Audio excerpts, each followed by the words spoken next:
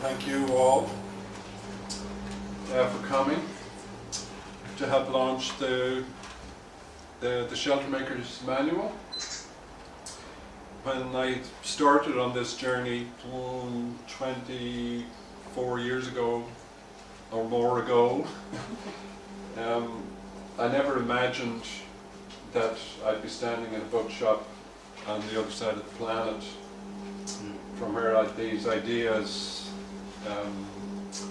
I suppose, gestated, which is in Ireland, where I was born and grew up and spent a large part of my life. I've lived a sort of nomadic life, which continues even after I decided to settle down, which is part, I suppose, of the whole living architecture story and part of, I suppose, the essence of the shelter making. And my background would be as a trained architect.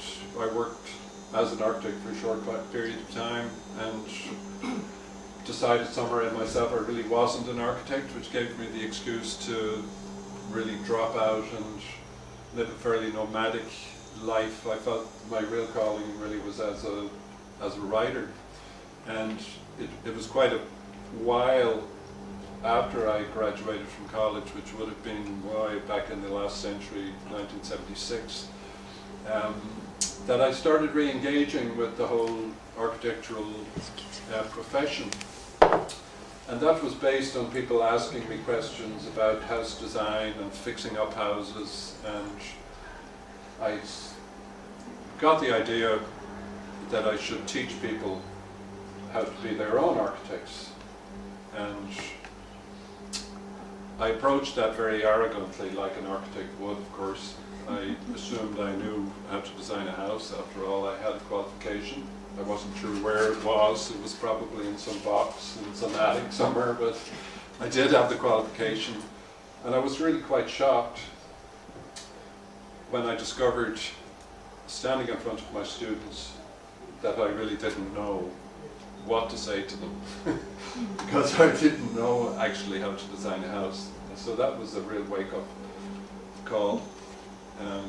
How could it be that I had spent 5 years in architecture school, several years working as an architect, that I didn't know how to design a house?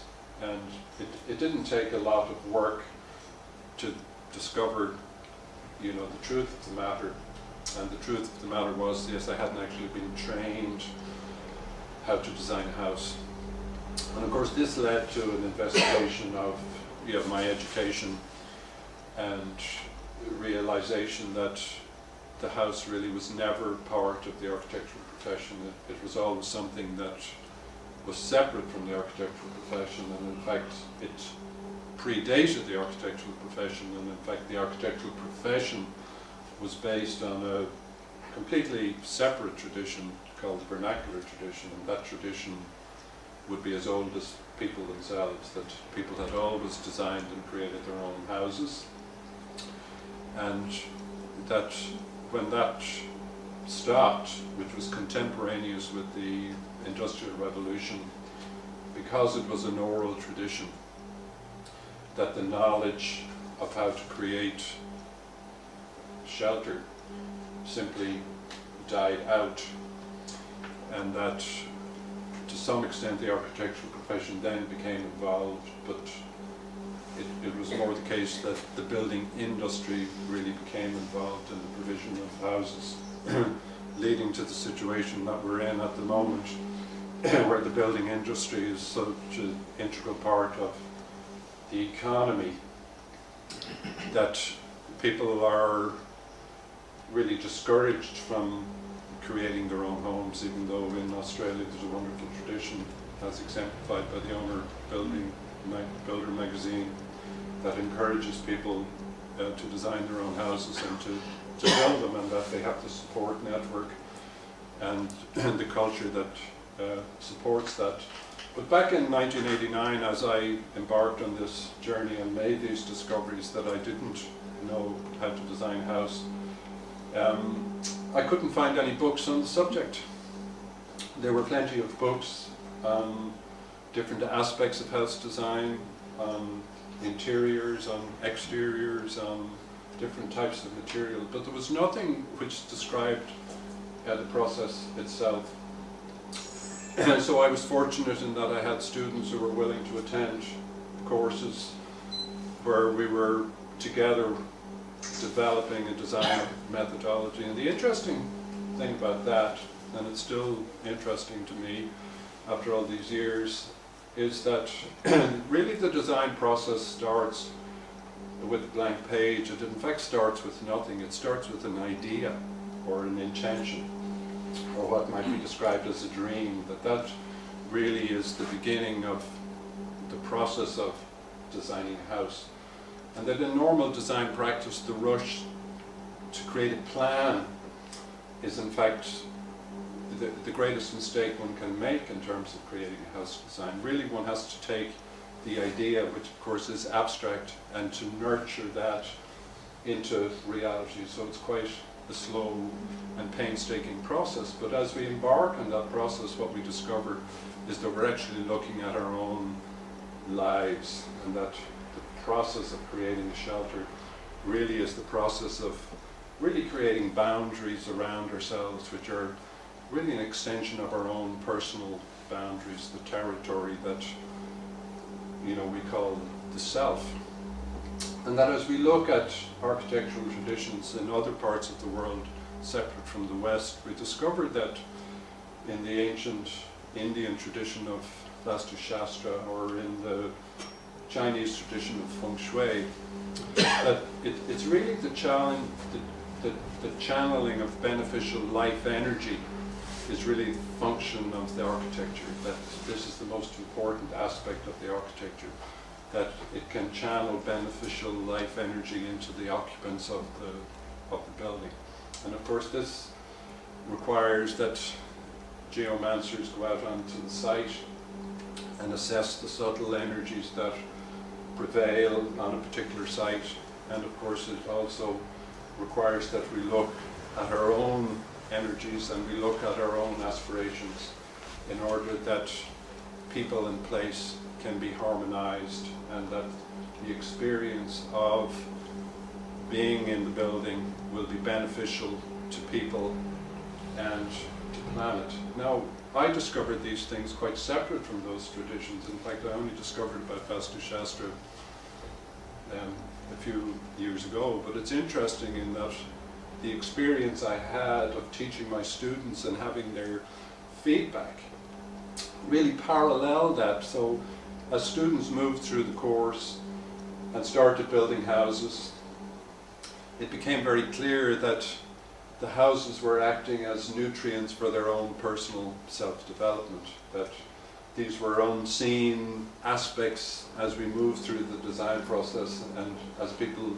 built and lived in their houses, suddenly their lives seemed to open up in all sorts of wonderful ways. So I began to dub what I was doing living architecture, because it seemed very appropriate that the building seemed to be alive and to be an extension of people's lives. And that as a result of that, people's lives opened up in all sorts of interesting ways. So again, we're coming back to the notion of the dream, which Alana talked about there a few minutes ago. This is a very, I suppose, powerful aspect of the Irish dream world, even though there's a large amount of denial about the dream reality. Ireland embraced the Celtic tiger and has now had to endure, I suppose, the death of the Celtic tiger. I've just come back from Ireland, and it's interesting that people are re-embracing what I call the shelter-making tradition. So shelter-making is a word I've made up myself, because this really is what's happened. As I've moved down this road, I've had to develop a new vocabulary in order to explain some of these ideas, and everybody seems to know what shelter-making is, even though it's a word I've made up myself, because it speaks to our deep nature. And this has been my experience of teaching people and helping people make their houses, is that it seems to turn on what I call their shelter-making genes. We have this innate knowledge of how to create shelter. And as we look into our own deeper selves, we discover that we have this amazing energetic power that we can apply to the creation of shelter for ourselves. And of course children will do this very, very naturally, so we have to ask ourselves, what happens to us when we grow up, as it's called? We seem to lose that facility, even though we never become totally detached from it. We're certainly discouraged from direct engagement with it. So a lot of this work happened in Ireland, where there's a lot of denial. I met Alana in 2006 when I was embarking on my own Sheltermaker journey, that I had been nomadic for a large part of my life, and I decided around 2005 that it was time to settle down, simply because I got tired starting over again, because inevitably I'd end up coming back to Ireland after one of my mad sojourns in Europe or other parts of the world. And of course, once I started the shelter making process, even though in my mind I was just making a place I could come back to, because of course my real passion is the mortgage-free shelter, that we're not tied into the economic system, because really this is what's happened. Our need for shelter has been usurped by the economy, and this is, I suppose, makes the house the new Fort Knox, that at one time gold was the thing of value that backed up the money. Now it's the house, and of course if we look at the house, it's really just bricks and mortar. Really the economy is attached to people's life energy is what's happened. And because people have sold their time, which is what the job culture and the Industrial Revolution has brought to the world. When you sell your time, you sell your space, because space and time are interconnected. So this is part of the, I suppose, the struggle that people are experiencing in the world, that goes under the heading of the sustainability, that, you know, how do we live the sustainable life? Well, to my mind, we need to recapture. That is the nature of the world. It's full of challenge.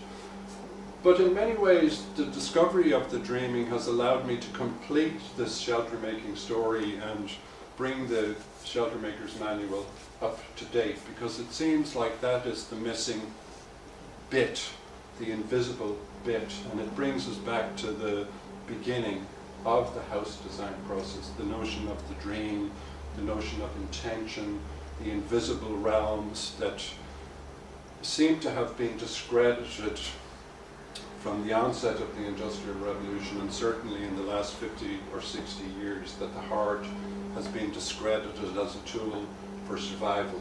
And of course this is where our instinct to create shelter grows really out of our desire to live, and that it's very much a heart based. The book really describes the process of the shelter, how to design a house, or how to look at an existing house and perhaps change it into something different that would suit you, or for a person to just move through the process of the design as a dream idea, that you can experience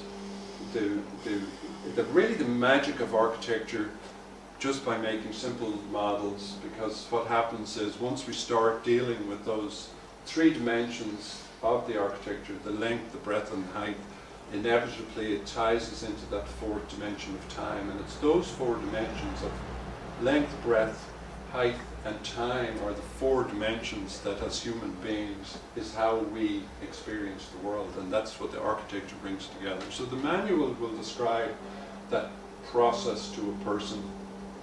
So you can use the book as a way of designing a house, or you can use the book as a way of changing your existing house design, or you can use the book as a self-developmental tool.